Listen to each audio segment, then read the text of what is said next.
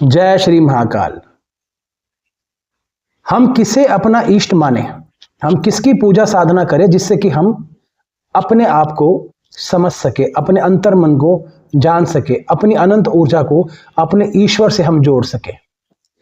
पहली बात तो आप इस समझिएगा कि हमारे इस भौतिक संसार में ना किसी एक चीज के ऊपर ध्यान लगाना बहुत मुश्किल हो जाता है, क्योंकि हम सभी जानते हैं कि चंद्रमा को मन से जोड़ा गया है और मन कभी स्थिर नहीं रहता। तो इस मन की स्थिरता के लिए हम क्या करें जिससे कि हम अपने इष्ट की ताकत को प्राप्त कर सके, उनके आशीर्वाद को प्राप्त कर सके, उनके सानिध्य को प्राप्त कर सके।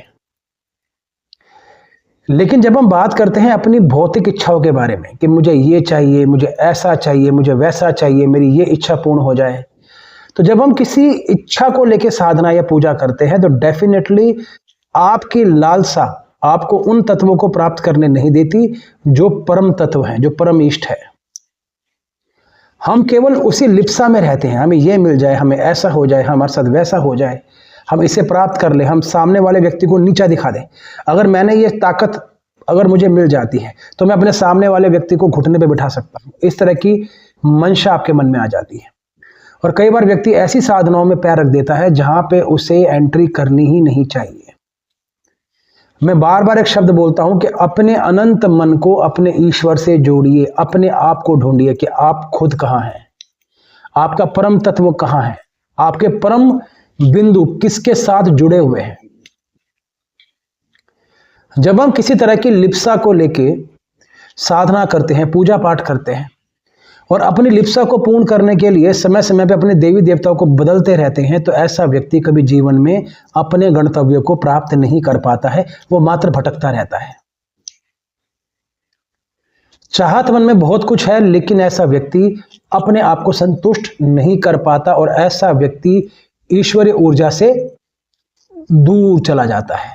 अर्थात भौतिक संसाधन जो आपके मन में लिप्सा बनी रहती है प्राप्त करने की, आप प्राप्त कर तो लेते हो लेकिन जब भी आप अपूर्ण रहते हैं, आप में संपूर्णता नहीं होती।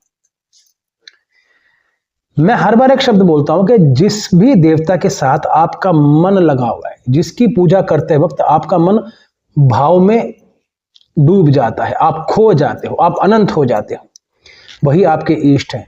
मात्र इच्छाओं की पूर्ति के लिए हर कुछ समय के बाद अपने देवी देवताओं को बदल देना, यह पूजा पाठ या साधना नहीं है। साधना का मतलब होता है एकाग्र होके एक शक्ति से जुड़ जाना और उनके श्री चरणों का दास बन जाना। जब आप समझ जाओगे इस बात को कि मेरा परम तत्व क्या है, मेरे परम इष्ट क्या है, उसी दिन आपको उनका अनंत आशीर्वाद प्राप्त होगा। आप इस भोग विलास की दुनिया से निकल के उनके सानिध्य में आ जाएंगे।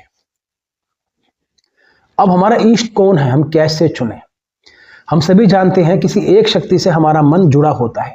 कोई हनुमान जी को मानता है, कोई भैरव जी को मानता है, कोई महाकाली जी को मानता है, कोई भगवान शिव को मानता है। सबका मन कहीं ना कहीं एकाग्र रूप से किसी एक तत्व को मानता है।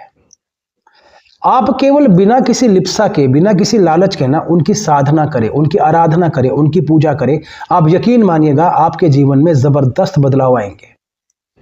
आपको अपने ईश्वर के, अपने इष्ट के साक्षात्कार होंगे, इसमें कोई दो राय नहीं है। तो इस लिप्सा से भरे वातावरण से बाहर निकल के अपने परम तत्व को जब आप जान लेंगे, उसी दिन आप अपने इष्ट की अनंत ऊर्जा को प्राप्त कर लेंगे। तो आप सबसे मैं केवल यही रिक्वेस्ट कर सकता हूं कि आप लिप्सा को छोड़ के अपने इष्ट से, अपनी परम ऊर्जा से जुड़े और अपने भगवान के श्री चरणों में समर्पित हो जाए। जय श्री महाकाल।